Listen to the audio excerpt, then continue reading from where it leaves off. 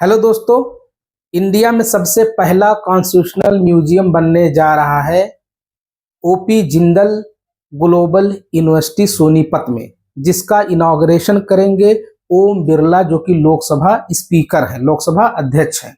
उनके साथ में नायब सिंह सैनी होंगे और लॉ मिनिस्टर होंगे। नायब सिंह सैनी जो कि हरियाणा के चीफ मिनिस्टर हैं। अब एक बात ये जानना जरूरी है कि हर साल 26 नवंबर को 26 नवंबर को कॉन्स्टिट्यूशनल डे मनाया जाता है, संविधान दिवस मनाया जाता है। तो इस बार 2024 में जो संविधान दिवस मनाया जाएगा, तो इस 75th कॉन्स्टिट्यूशनल डे मनाया जाएगा, यानी 75 साल कंप्लीट हो चुके हैं कॉन्स्टिट्यूशन बनने में, यानी कि कॉन्स्टिट्यूशन बनने में, जो कि 26 नवंबर को आता है। अब इसके बैकग्राउंड को समझते हैं कि कॉन्स्टिट्यूशनल जो म्यूजियम बनेगा उसका सोसाइटी पे क्या इम्पैक्ट होगा, और जो आने वाली जनरेशन है या इवन जो कि एस्पिरेंट है एज ए पॉलिटिशियन, उनके लिए क्या होगा, उनके लिए क्या फायदेमंद होगा और क्या उससे क्या कुछ सीख सकते हैं। तो जैसा कि आपको पता है कि इंडिया का जो रन हो रहा है होता है वो on the basis of constitution होता है, और उसमें भीमराव अंबेडकर साहब का बहुत बड़ा योगदान है। ड्राफ्टिंग कमेटी के वो चेयरमैन थे, अध्यक्ष थे। तो यहाँ एक बात यह समझना है कि कॉन्स्टिट्यूशन बेसिकली क्या हमसे डिमांड करता है, और हमें कॉन्स्टिट्यूशनल वे में रहने के लिए क्या क्या चीजें, हमारी ड्यूटीज भी कुछ डिफाइन है। तो जैसा कि आपको पता है कि जो कॉन्स्टिट्यूशन है वो इंडिया का जो कॉन्स्टिट्यूशन है वो वर्ल्ड का लेंथीएस्ट कॉन्स्टिट्यूशन कहा जाता है। और लेंथीएस्ट कॉन्स्टिट्यूशन जो है वो इसलिए भी कह सकते हैं कि इंडिया एक डाइवर्सिटी से भरा कंट्री है। इंडिया में बहुत ज्यादा डाइवर्सिटी है, अलग अलग रिलीजन के मानने वाले लोग हैं, अलग अलग सेक्ट के हैं, अलग ग्रुप्स हैं, अलग रीजन है, वहाँ की अलग ज्योग्राफी है, वहाँ की अलग हिस्ट्री है।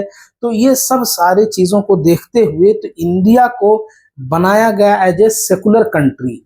एज ए सेकुलर कंट्री अगर देखेंगे वर्ड सेकुलर, तो वो प्रियम्बल में अभी मेंशन है। प्रियम्बल कि मतलब we the people of India having solemnly constitute India as a secular sovereign republic.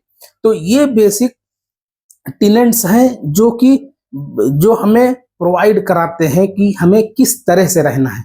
तो जो कॉन्स्टिट्यूशन है, तो कॉन्स्टिट्यूशन में फंडामेंटल राइट्स दिए गए हैं, फंडामेंटल ड्यूटीज दी गई हैं और डीपीएसपीज दी गई हैं। तो फंडामेंटल राइट्स अगर देखेंगे, अब सबसे पहले देखेंगे कि आर्टिकल 1, 2, 3 और 4 ये सब क्या करता है कि इंडिया क्या है, मतलब वो इंटीग्रेटेड इंडिया क्या है, बेसिकली उसकी क्या नाम उसका है, कैसे इंडिया और भारत नाम पड़ा, ये सारे इन सारे आर्टिकल्स में डिफाइन है। अगर आर्टिकल 5 से 11 तक देखेंगे तो उसमें सिटीजनशिप के बारे में बताया गया है। सिटीजनशिप की मतलब आप कौन सिटीजन होगा, कौन नहीं होगा। अगर आर्टिकल 12 देखेंगे तो उसमें स्टेट का डिफिनेशन बताया गया है कि उसकी परिभाषा बताई गई है। अगर आर्टिकल 13 देखेंगे तो उसमें कि कोई लॉ बना रहा है तो फंडामेंटल राइट से टकराएगा तो वो नल एंड वाइड हो जाएगा। तो ऐसे राइट टू इक्वलिटी है, राइट टू इक्वलिटी है, राइट टू रिलीजियस फ्रीडम है, ये सारे पॉइंट्स हैं। तो ये बेसिक जो आइडियाज हैं, जो इसके टेनेंट्स हैं, ये कॉन्स्टिट्यूशनल प्रोविजंस हैं। तो ये जो कॉन्स्टिट्यूशनल म्यूजियम बनने जा रहा है, तो ये जो आने वाली जनरेशन है, जो इसकी लीडरशिप जनरेट होगी, जो यहाँ से लीडर बनने वाले होंगे, उनके लिए भी बहुत फायदा होगा। तो ये इंडिया का सबसे पहला कॉन्स्टिट्यूशनल म्यूजियम है, जो कि OP Jindal global university Sonipat में बना हुआ है। तो ये सारे जो कॉन्स्टिट्यूशन का और देखेंगे सारी चीजें, तो ठीक है टेक्नोलॉजी अपनी तरफ ग्रो कर रही है और सारे पैरेलली इंस्टीट्यूशंस ग्रो हो रहे हैं, लेकिन अगर कॉन्स्टिट्यूशन में क्या मेंशन है, कैसे रूल करनी चाहिए गवर्नमेंट को, जब तक आपके पास नॉलेज नहीं होगा तब तक आप क्वेश्चन मार्क नहीं लगा पाएंगे। तो इस हिसाब से कॉन्स्टिट्यूशन को बेसिक कैरिकुलम का, जो एजुकेशनल कैरिकुलम है, उसका एक पार्ट होना चाहिए ताकि वो लोगों तक उसकी नॉलेज पहुंच सके। तो जो गवर्नमेंट अभी देखेंगे डीपीएसपी जो कॉन्स्टिट्यूशन का है, वो बेसिकली क्या है कि वो गवर्नमेंट्स को गाइड करती है, वो गाइडेंस प्रोवाइड करती है कि इसको स्टेट को, गवर्नमेंट को कि किस तरह से लॉ बनाए और कैसे कैसे सिचुएशन क्रिएट हो।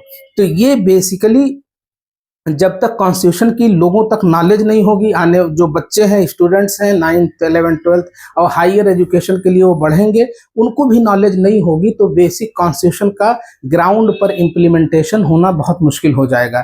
तो ये रहा आज का। अब फिर देखेंगे कि वही कॉन्स्टिट्यूशन वेलफेयर की बात करता है। अब अगर आप डीपीएसपी की बात करेंगे, आर्टिकल 39 की बात करेंगे, तो ये वेलफेयर की बात करता है। तो इससे पता चलता है कि ओवरऑल इस इंडिया का किस सिस्टम पे रन कर रहा है।